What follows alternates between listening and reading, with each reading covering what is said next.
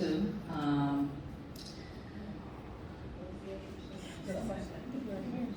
Oh, my hair texture. Right now my hair is texturized. Close to a relaxer, but not a relaxer. I wear it straight, but it's texturized. If it gets wet, it gets that kinky. But naturally, my hair is a 4C. I have coily hair. And one of my challenging moments was cutting off my locks. I had locks for 7 years.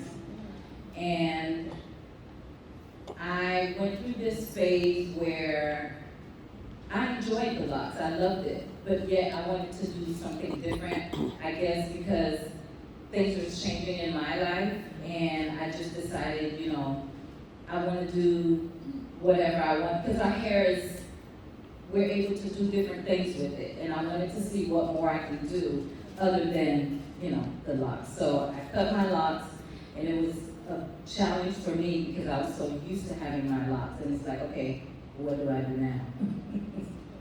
So here I am with my texturized short haircut. Thank you so much. Okay, my name is Simone Hilton. Okay. All right, hi guys. My name is Simone Hilton. My pronoun is she and her. And I am a mother of 2, expecting my first grandchild. So excited. I'm a caretaker at my dad, who is 83, and I did lose my mother last year. My hair texture. Now that hair texture conversation. Ms. Bailey said it well, that our textures, they can't really be defined, So she said that it was straight, wavy, curly, and super curly. I'd like to have added some more textures to that. We got straight, wavy, curly, kinky, and coily. Our product line is called My Royal Coils because a lot of us are 4C. And I believe that these categories were created for people to sell products. But a product that can help any hair texture is a product that is good for hair. And we have to be mindful of that and not always think that we need an antidote to fix our texture, like something's wrong with it. Because my texture is happy to be natural.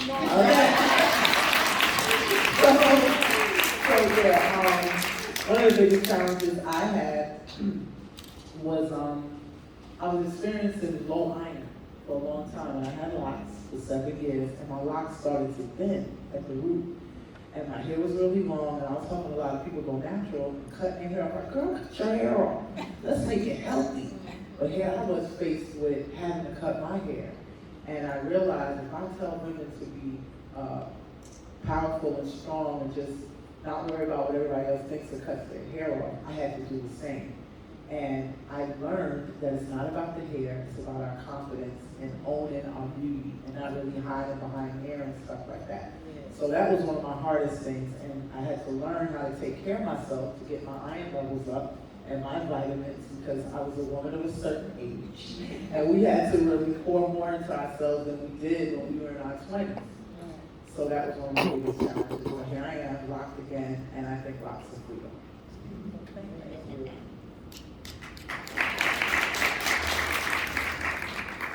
Yeah, so my name is Ronnie, and my pronouns are she and her. And my texture, that was the question. Okay, so I think it's 4C, but I mean, it's Afro texture. These categories don't really have a meaning because here's hair.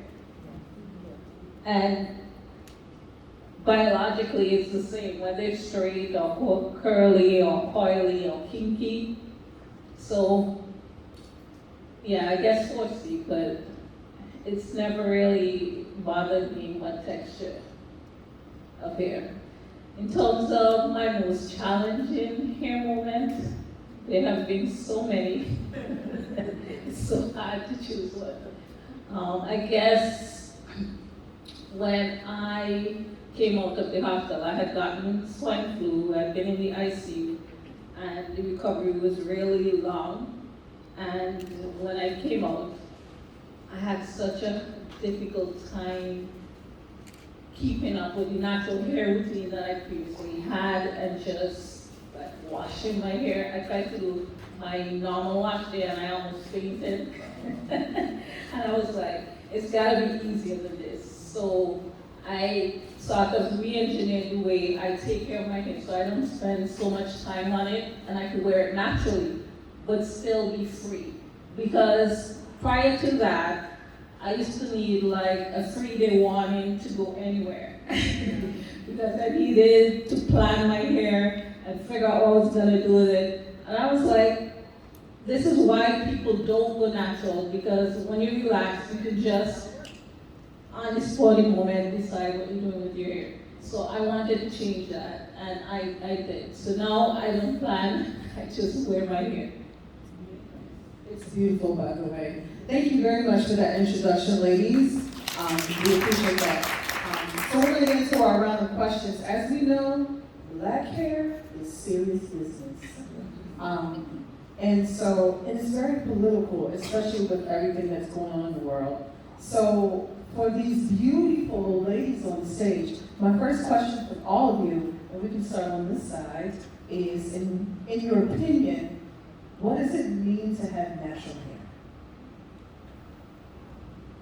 Well, for me, it didn't mean anything other than my hair had become allergic to relaxer. I didn't have a choice.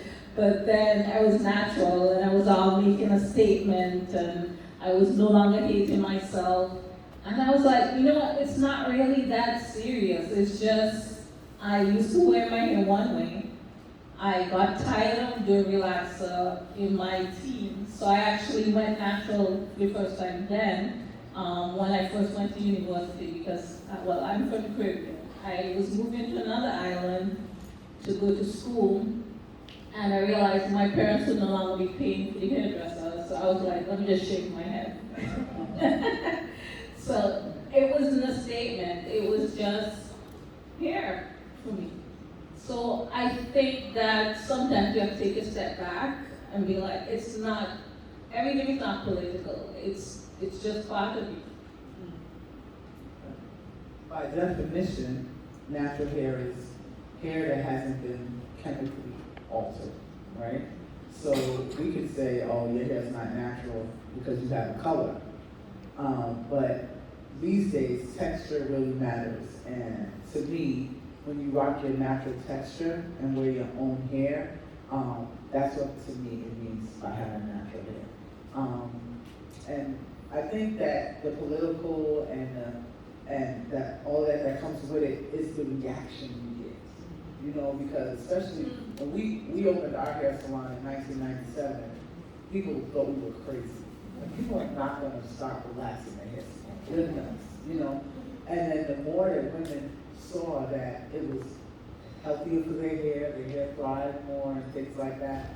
And as we transitioned into trying to do our own hair, because there's a time where a lot of women didn't trust hairdressers anymore because what the chemicals were doing. It wasn't really the stylist, you know what I mean? If you didn't keep up with your hair, if you didn't have a stylist that could really keep your hair healthy and thrive and with relaxer, at some point, one bad relaxer could send you down a rabbit hole, you know? So women were at a point where they didn't really trust hairstylists, so we could usher them in to this natural hair phase. I think it really unleashed a lot that we didn't really understand about why we wore our hair like that, or, you know, what we were hiding, or, you know, I think there's an awareness that comes when we do go natural. In my opinion, what does it mean to be natural? For me, it's embracing who you are, being true to yourself. When I first went natural, I was self-conscious of my forehead. You know, and I always wore it, and as you can see. But I chose this. But, you know, when I did go natural, it was, I decided to just be who I am and embrace my natural beauty for who I am. God made me this way, so why not flaunt the way that God made me? you know, so what it means to be natural is embracing who I am. And I agree with everything everyone has said, but I think natural is the hair that your mother and father gave you, is natural hair. And also, piggyback on Simone, when we were in that era of relaxers, there was a mortician that visited our salon one day because some of the stylists would go to the funeral home to do some of the deceased customers. And he said, "What are you guys putting in those people's hair?" And I said, "What do you mean?" He said, "Well, when we do autopsies, we are seeing cakes and cakes of something between their scalp and their brain." And I said, "Oh my God." He said, "I don't know what y'all using, but y'all need to stop." And that's when we transitioned, because we were a relaxing type salon. And we start transitioning into really taking care of people's hair in the natural state, because those chemicals were actually causing sicknesses and diseases in the women, and they did not know it. So the hair that your mother and daddy gave you is natural hair. Fantastic, and thank you very much, because I don't know if you guys noticed now that in social media, there's a lot of advertisements about if you use perms, et cetera, et cetera, et cetera. So, yes, that's something that is really going on now, which we've known for some time.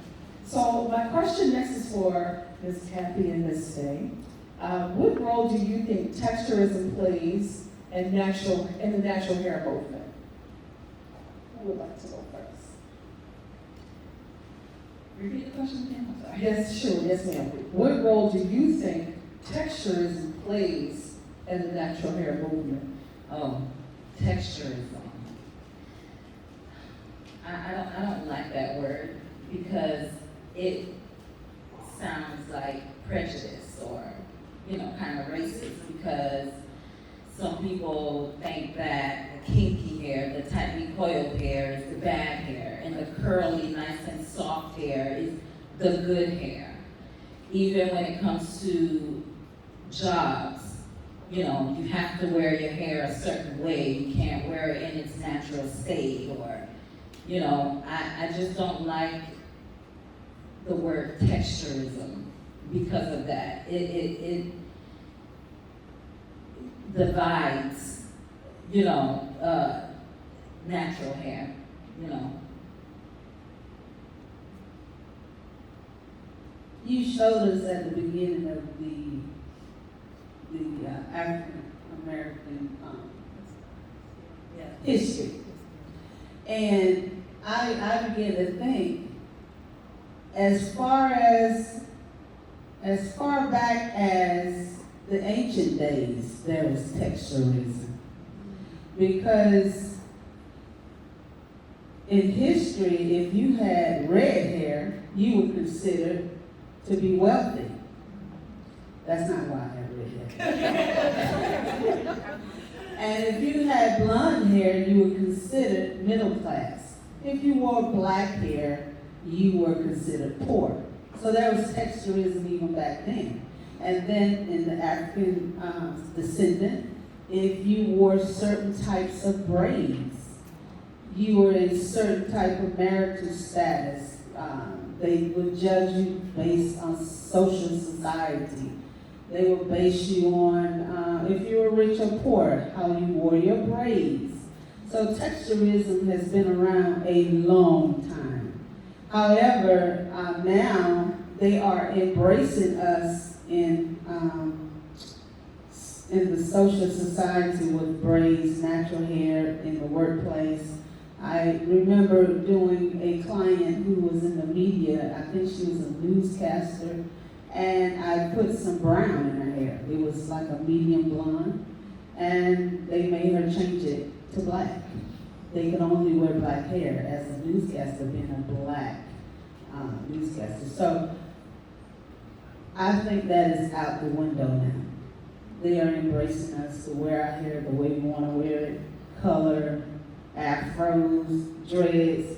Now they are kind of putting those guys that are wearing those wigs in a different category. They say, oh, close the door, they coming like they're gonna rob them or something. You know, so you got texturism everywhere based on the way they wear their hair. To piggyback off of what you're saying, how they're embracing, they recently just passed the Crowns Act. I don't know if you heard about that in California and also in New York, I think. So I'm just hoping and praying that it comes down here as well. And we are definitely hoping in Florida, that the Crown Act is something that we all are hoping that this comes to our area. So ladies, thank you very much for that. So my next question is for you two ladies, Ms. Warnick and Ms. Simone. There are a variety of brands of natural hair care products to choose from. Lord knows, we're all it's endless. So there's a two-part question. What are some essential products that everyone should have on hair day? And the second question is, what ingredients should we look for and stay away from when choosing a hair product? Okay, so hair products. I have a lot of women say, I'm a product junkie. I got a bunch of products. We have brands coming from us and for us in every direction, right? And they have a mindset that we are looking for an antidote. Just like the question is, so what products do you think we should have? You know, it's not just one thing. So my Royal Coils has created a system, okay? So, you know, we're not gonna just wake up, as much as we would love to, wake up and just wet our hair, put one product in, shake it, and be fabulous. It doesn't work like that, right? So we do have to be mindful of our ingredients. You need to really read what's in the ingredient section on your products. If it's too many things that you cannot pronounce, and a lot of alls, like ended with OL, that means it has a lot of alcohol in it, right? And things that have water, and things that you can pronounce, like olive oil and castor oil, and these products are gonna absorb into your hair because they're natural products.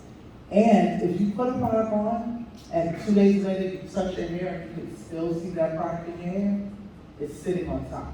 It's not penetrating. So I usually, before I even had a product line, I didn't really endorse brands. I tried to educate the consumer on what to look for, right? If you shampoo your hair and condition it and it still feels the same way it did when you shampooed it, that product is not helping you. By the time you put your conditioner on, it should feel softer. Our shampoo and conditioner, we have activated charcoal that is going to detox your cuticle, take out all those products you've been using. You know, we use product. We don't wash our hair every single day, so sometimes we find one product. That black gel that we be putting on every day to stick it up in a ponytail, you're gonna need to detox that out of your hair, right? And every good style starts with a great shampoo and conditioner. Then you're gonna have to have a leave-in. It should be my leave-in, but a leave-in. Leave-in is good. Leave-in is gonna help you detangle. It's gonna help to moisturize your hair, you know? You're gonna need a hair dress. Hair dress is like oils that you can put on your scalp, or growth oil that you can rub in your hands and put on your hair.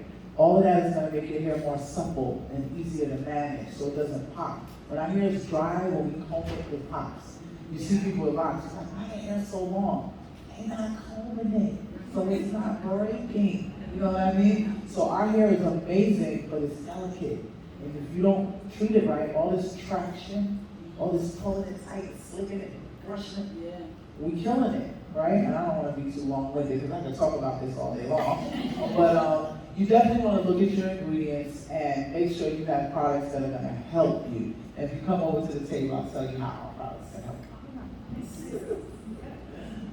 Okay, so what I endorse is your hair care is 40% technique and 60% product. So product is important, but also the way you use the product. So deep conditioning is very important. And for me, the number one product that I can't live without is deep conditioning. So, just to piggyback off of what you said, because I agree with everything, especially in terms of stripping your hair, because sometimes people say to me, oh, my hair is dry. One of the reasons why your hair gets dry is you haven't properly stripped off the product, so the new product can't be absorbed into your hair. So that's usually the number one reason why your hair is dry. So, with the leave-in, you want to go with a water-based product because your hair can only absorb water. So that's the only thing that moisturizes. And then you put the oils on after, like you said, to seal in that moisture. Because if you don't do those steps, then your hair will dry out quickly, it will feel brittle, and it will snap off. So that's why I said it's technique. So she actually spoke to technique without pointing it out, but you do have to have a technique in how you layer the products onto your hair. Thank you very much, ladies, for that. Okay, so our next question is for Ms. Simone and Ms. Kathy. For one reason or another, sometimes the natural hair transition, and Lord knows, oh my goodness, is not for everybody. It's just not. What advice can you ladies give someone who is having difficulties then maintaining their natural hair, or who is struggling through the transition? One advice that I would give is to educate yourself on the texture of your hair.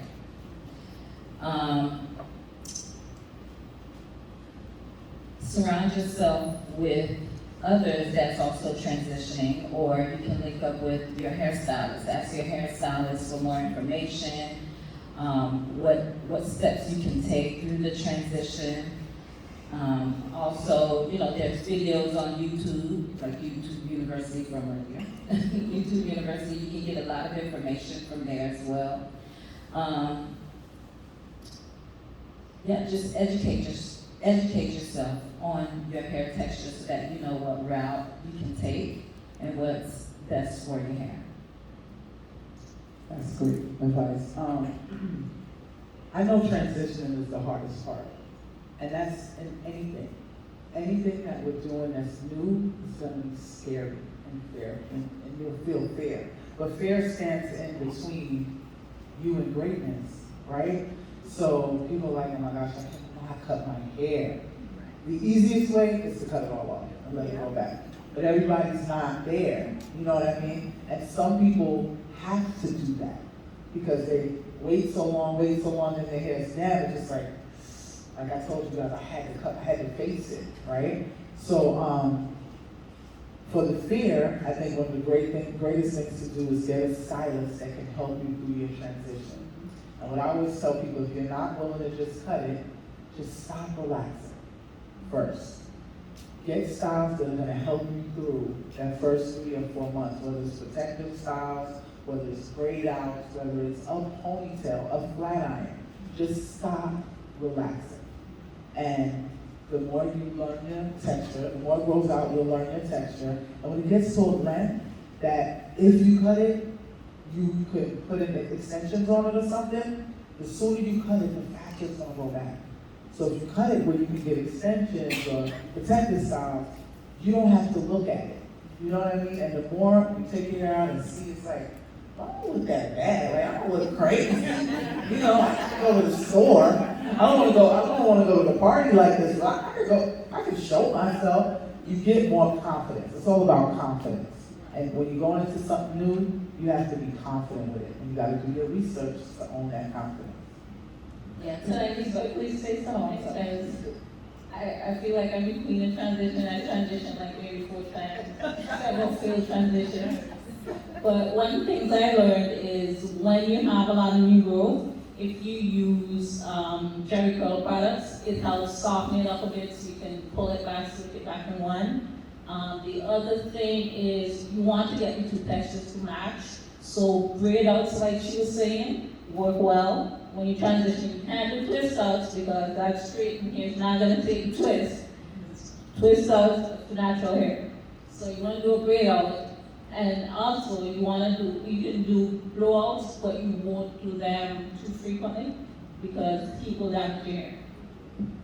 Yeah, I wanted to piggyback off of what you said, Simone. I have clients that start locks, and they always say, I want to go through the ugly phase, the ugly phase. So, I always tell them it's okay. Once they start their locks short, you're still able to do protective styles on the top.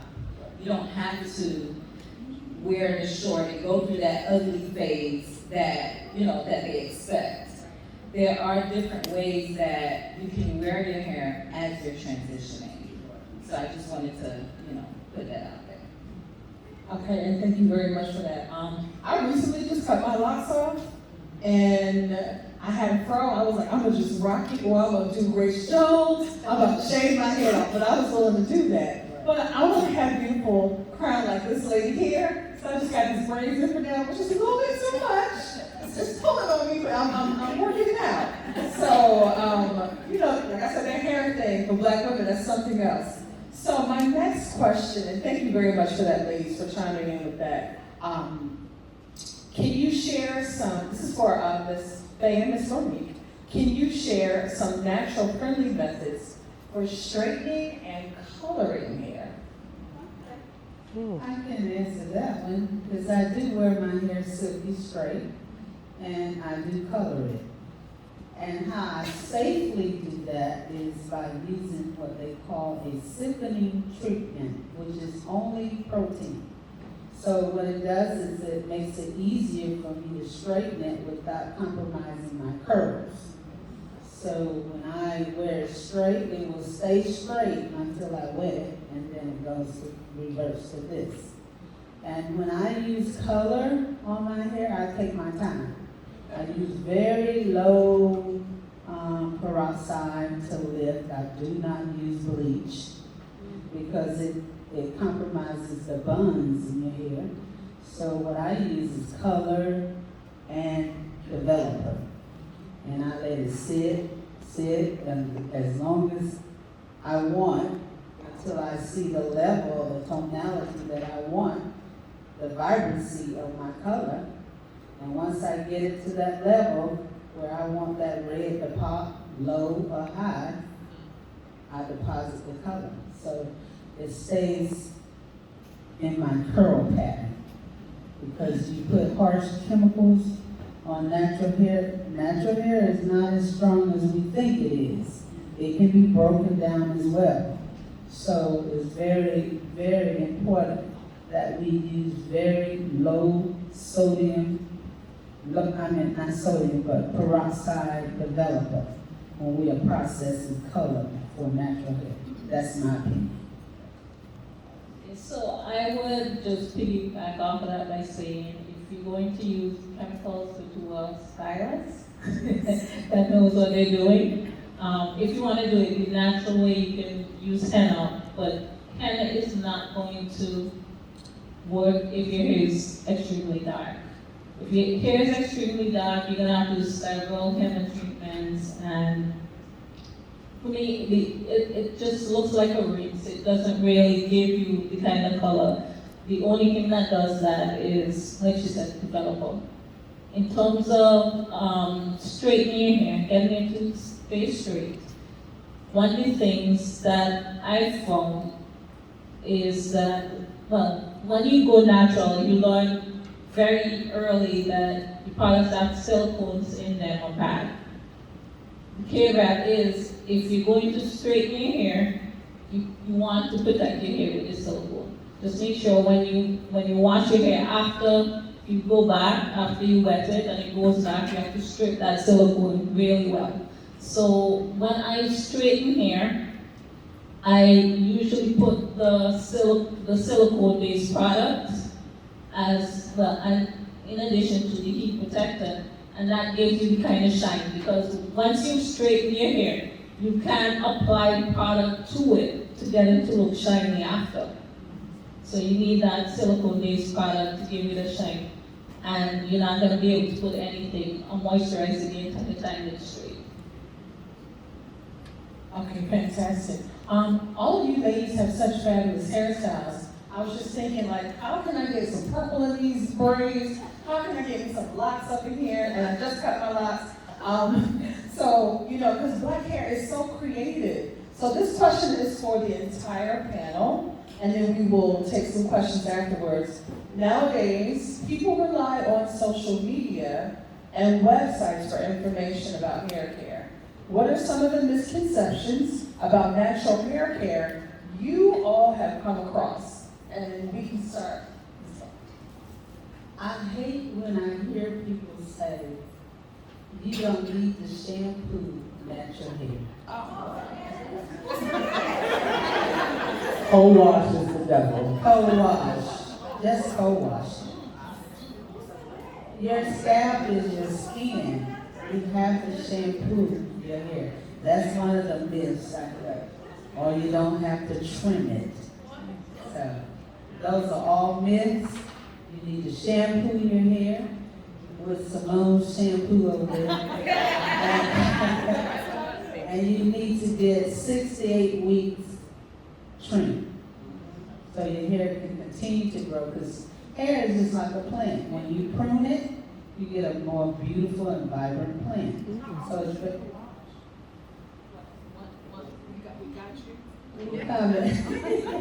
okay, go ahead. One of the misconceptions on social media and YouTube is some of the styles that you see on there, they do not articulate that not every style is for everybody. Every hair texture you would see, especially on YouTube, because I have a 17-year-old daughter and she's embracing her natural hair as well. So she wanted to do a twist out. And she's like, Mommy, I want to try this style. And she showed me the picture. I said, okay, baby, that's fine. But remember, it's not going to come out exactly the way you see it on the video. Yes, it will. Yes, it will. Okay. Go ahead. She came back. I hate it. Well, baby, your hair texture is different from the lady with the loosely curly hair. So I even have clients that come in and they show me these pictures and I'm like, yeah, I'm gonna be honest with you, you can't get this. Because your hair texture is not the same, your hair is not that long, your hair is not as full, and I have to do all this explanation to get them to understand. Thank God my clients trust me. So they're like, okay, so what can I do? And then I give them suggestions of, you know, the styles that are fit for their hair type.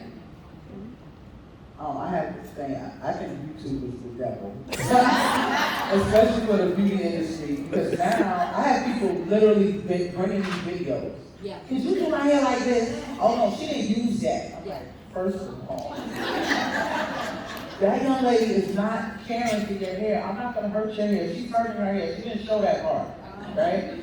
So I just had to piggyback on that.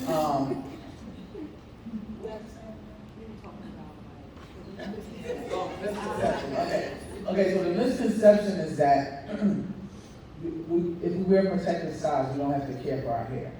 We have a bunch of sisters just hiding their hair. You know, the wig industry is really hurting our crowns. They look good, don't get me wrong. I love a wig. I make wigs, I can rock wigs and all that. But if your hair is not treated and cared for underneath, you are making a problem for yourself. And, you know, years ago, I saw women who were wearing relaxer more than 20 years. As soon as they hit the 20-year mark, ooh, that hair started going to the left. You know what I'm saying? Now, sisters are younger, and they're not really wearing relaxers with the glue. The glue is a problem, y'all. They're not talking about it, but it's really, really a problem. So I can't leave here without saying hair care is everything. Hair care on top of everything. And it's not just a product, it's the way you care for it. If you are snatching glue out of your hair from the root, simply combing your hair. If you're combing your hair from root to ends, you're giving yourself a disservice. You have to comb it from the ends to the root. Our hair grows in spirals. So they like to hug. They like to hug and come around each other. That's why if you don't comb it, you get locks. Right? So you have to detangle from the ends to the root. or you're popping your hair out from the root. Traction alopecia is a serious problem in our community. You know what I mean? And stress is a different reason for alopecia, because you can get rid of the stress and treat yourself to get your hair to grow back. Traction, you can kill that root. You can kill that hair at the root. So please, please, my young ladies, really watch what you're doing to your hair. We gotta care for our hair.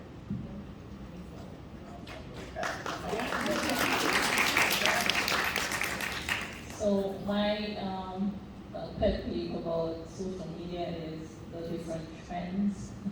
Don't jump on the hair trends on social media. Like when natural hair movement started getting big, they had the whole co-wash only trend until people started calling out. Right. Then they have the oil rinse only. You need water in here, please. Yeah, there's a lot of foolishness going on social media about hair care. Don't jump on the trends, and going back to the texturism topic, you find that most of the influencers that have the high number of followers are those with loose curls, and then when people try styles, they're very disappointed. And I would say, I do follow some influencers with looser curls than mine, but I also follow the ones whose hair look like mine. So I would say have variety. What I found is sometimes I'm able to get the same look, but it's not going to be the same technique that somebody with a looser texture uses. So I may have to use a different product, like you said. I may have to do it a different way. So you could use this style as an inspiration, but at the end of the day, your hair is your hair. And how your hair comes out is what you have to learn to love. And also, guys, don't forget stylists. Everybody thinks they can do their own hair. And that's what they're promoting on social media, that you can do your own hair. Great, if you can, I teach my clients how to do their hair. I want you to be able to do your hair. But you need to come get your trims. You need to come get your treatments. There's just certain things that just stylists can do for you. That's, I can't cut my own hair. I've been doing hair 30 years. I can't see my hair in the back and get myself a trim. You have to come and get loved on. We're the only people that think that we don't need professional help. You know what I'm saying? We don't figure everything out. Oh, I'm gonna change my own oil. What's going on here? YouTube. Get a professional to do it for you. Y'all hear that? Get a professional to do it for you. Okay, so thank you so much, ladies, for that. So guys, we have time for some questions, and I know this young lady in the front, we're gonna start with you first. Can someone pass this young lady the mic? Put your hand up. Yes, thank you. Hi, my name is Commissioner Daniela Jean from the City of Miami Beach. The question was, how often should you wash your hair? So sometimes, you know how you wait, if you have a protective hairstyle, and you wait like weeks or months, you don't know how often should you, what are the indicators of when you need to wash? I can answer that. So it really depends on your lifestyle, right? So if you have braids in, I'm not gonna say that you need to wash your hair for 2 weeks with braids in, because you're not getting it clean. That protective style is over it, and you're just gonna shampoo the dirt from your root, and it's gonna get trapped in the braids. So if you're wearing your braids for 4 to 6 weeks, shampoo it before you put it in, and shampoo it when you take it out.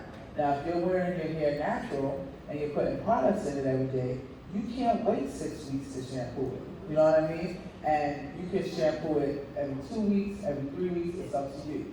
Some people have to shampoo their hair every week. And a lot of people that do shampoo their hair every week say that they do it because their scalp is flaky and they have to shampoo it off. But sometimes shampooing too much can dry your hair out, right? You can shampoo your hair every day, but you gotta put in what you're taking out.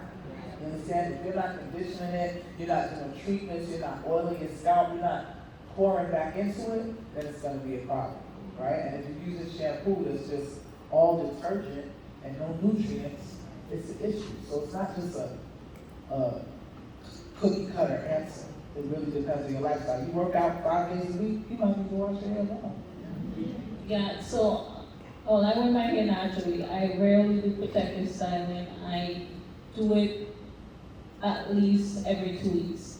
If I'm exercising, I have to do it once a week. But what I usually do is I switch from I don't use a shampoo in a bottle every week. I might use like African black soap instead, which doesn't strip the hair as much.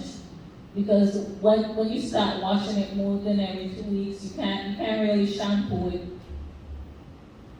You have to find some way, like you said, not to strip the hair.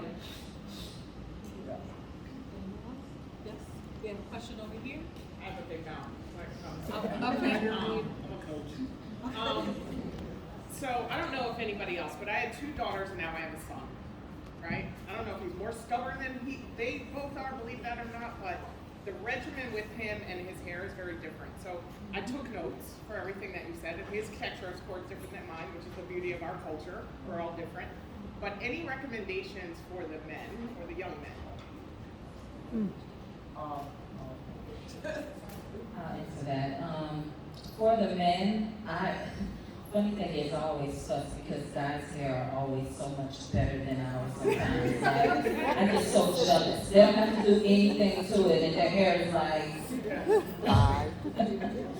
for the men that like to wear braids, I always recommend they come in like every 2 weeks, depending on if, their lifestyle, if they work out and, they sort of like they play sports. I always tell them to come in every 2 weeks, but I give them a regimen for in between the 2 weeks.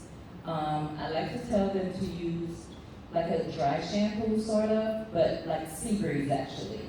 And if their hair is braided, I tell them you can put the sea breeze on your scalp, it'll lift all the buildup. When you take a shower, just let the water just run through and make sure you spray a leave-in conditioner in. And a lot of guys are wearing their hair long, especially young guys. I've been seeing a whole wave of teenagers come in talking about, can you put my hair this way? I'm like, to your eyes? Yeah. I just want it to fall like, I'm like, you're not gonna be able to see, bro. They're like, I like it like that. I like it deep through my locks, right? So I'm like, okay. Like a little twisting their hair forward, grooming their hair forward, like they're really on it. So the young, I say that to say that the young guys are into their hair care. They really are. So I was gonna say that utilizing product to make sure he's nurturing his hair, making sure he's getting his trims and shampooing it regularly. And it really depends on the style that you're doing for him, whether it's twists or braids or whatever. Come to the corner, I got something. Okay, we have time for, there's a question in the back. I have a question. My name is Quinea Gibson. And as you can see, I have my bundles in. But the question that I want to ask, and I'm pretty sure a lot of young women will agree with me on this. We live in Miami, right? And we're trying to Google stylists. And the first thing we see is please wash your hair, comb your hair, condition your hair, because she's not licensed.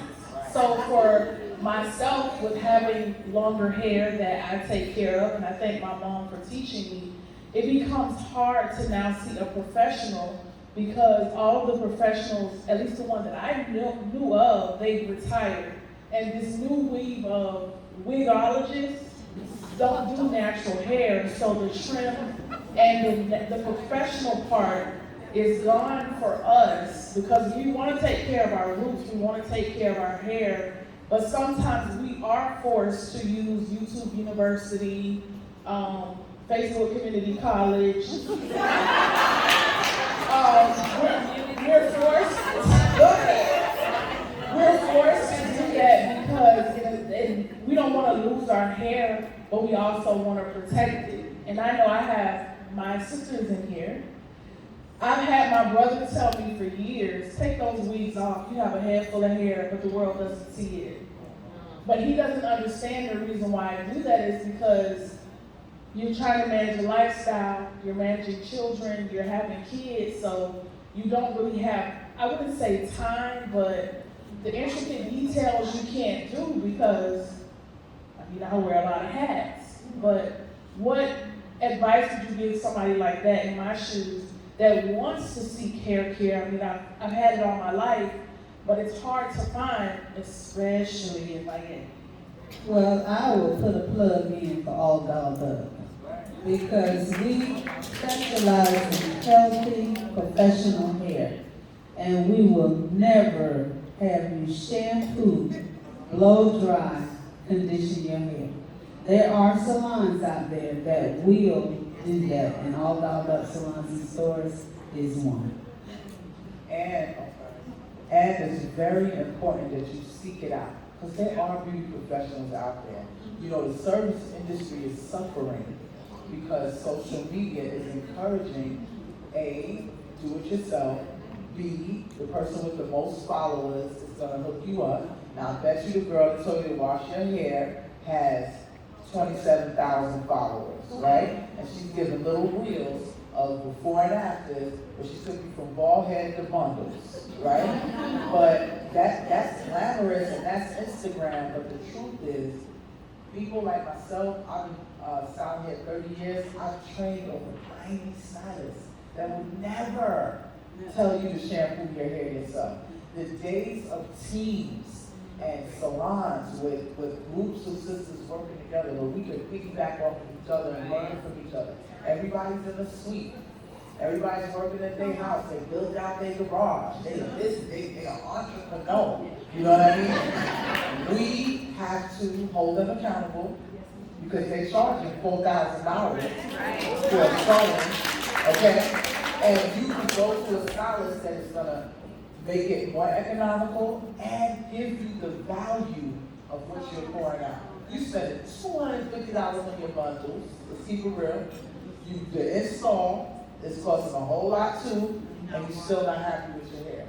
That's a Also, you know, do your research. Ask questions when you're looking for a stylist. There's specific questions that you can ask, and depending on how they answer you, you'll know.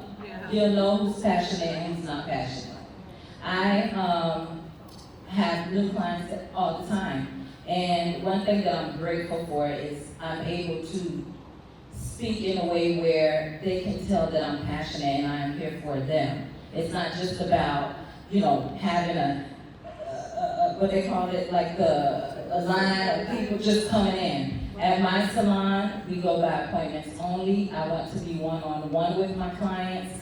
I want to be able to sit down and figure out what the issues that they have and be there to help them out as well. Because sometimes we can be therapists, low-key, to be honest. High-key. You know?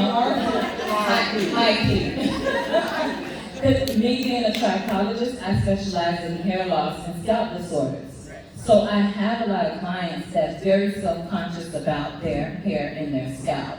So I always want to make sure that, you know, when they come in, they feel confident enough because I'm, how should I say, like putting out my passion and letting them know that this is a safe place for them. So just make sure when you're looking for a stylist, ask certain questions. And by the way they answer, you already know. So that shampoo yourself, Do we have time for one more question? We have time for one more question. Okay. Oh yes, good afternoon everyone. So my question is from someone who was just recently diagnosed with alopecia areata, do you have any suggestions for how to deal with that? Because no one in my family has had it before, I'm the first. So the people who diagnose with it, they don't give you tips. They can give you injections and other things or a medicated shampoo, but they don't really give you suggestions. But what I use, I created a vitamin and I put twice as much biotin in my vitamins.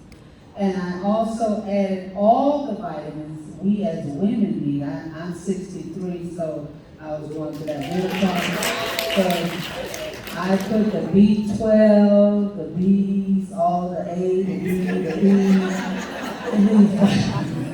and you'll be surprised. If you're consistent, drink lots of water and get this biotin in your bloodstream, your hair will come back. I'm evident. I was strictly had 2 bald spots like the back of my hand.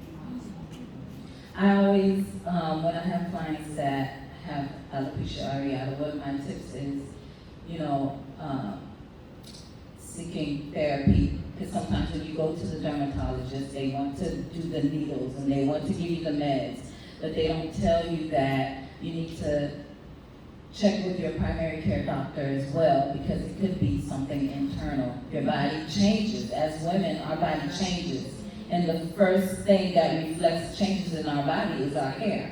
So I have clients and I'm like, okay, what did you do different? Are you taking any medications? Are you going through things in life? You know, not to be nosy, but that's why I have the one-on-one with my clients and make them feel safe, because I want to be able to help them through that journey that they're going through.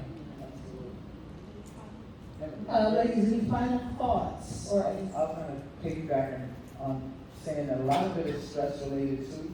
So if you can just find ways to de-stress, body massages, walks in the park, going to the beach, things that really make you feel good. They were talking about that in the first panel. You know, you really got to get away from the stress, because sometimes they'll do the shots and it'll go back, but it'll move to somewhere else. So you got to get to the root of the problem. Sure. And since you said, do we have anything to say before we get off this panel? I want to appreciate the organization that put this together, because